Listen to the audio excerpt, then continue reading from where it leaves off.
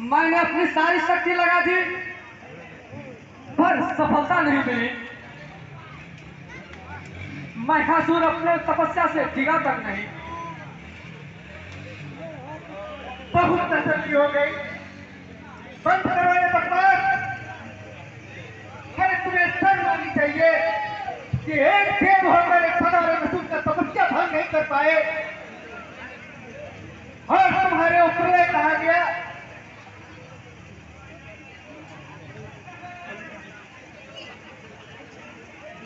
मैं भी क्षमा का पात्र हूं देवराज। मेरी भी शक्ति उस असुर के आगे टिक नहीं पाया।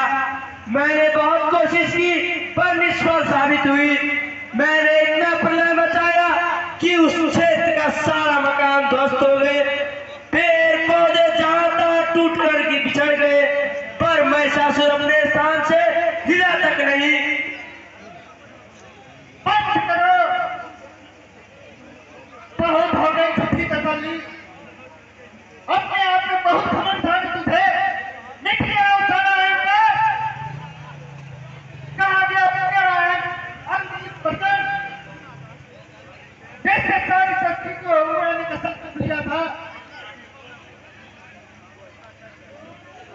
वो कोई साधारण असुर नहीं है देवेन। वह एक दृढ़ निश्चय महान तपस्वी से कम नहीं है। बंद करो ये अपना नाटक। बार बार शत्रु की बड़ाई करना ठीक नहीं। तुम लोग हाथ में चूड़ियां पहनते यही बैठे रहो। मैं स्वयं महिषासुर की तपस्या भंग करने के लिए कितने लोग बता रहा हूं और देखता हूं उस महिषासुर में कितना दम है। उसके सारे संकल्प को मैं मिट्टी में मिला दूंगा और उसे सीधे यमलोक भेज दूंगा। अब वहां जाने से कोई फायदा नहीं है देवराज।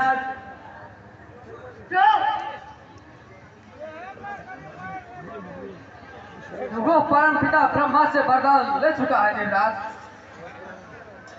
नहीं, ये कदापि संभव नहीं। ब्रह्मा जी उन्हें इतना जल्दी वरदान नहीं दे सकते। ये बिल्कुल सत्य है देवराज। मैंने अपनी स्वयं अपनी आंखों से परम पिता ब्रह्मा को वरदान देते हुए देखा।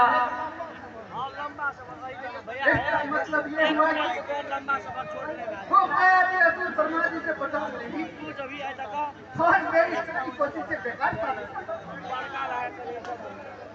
हाँ देवराज, महिषासुर वरदान ले चुका है।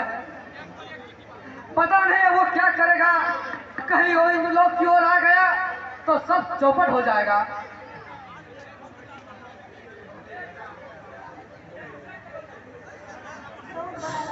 स्वर्गलोक का सुरक्षा करना हम लोगों को फिर एक बार विचार विमर्श पर गया।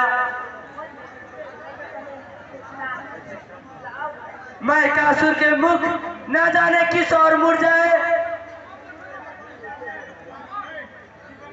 जब असुर शक्तियां पृथ्वी पर बर्बाद हुआ है वो पहले देवलोक में ही आक्रमण करता है।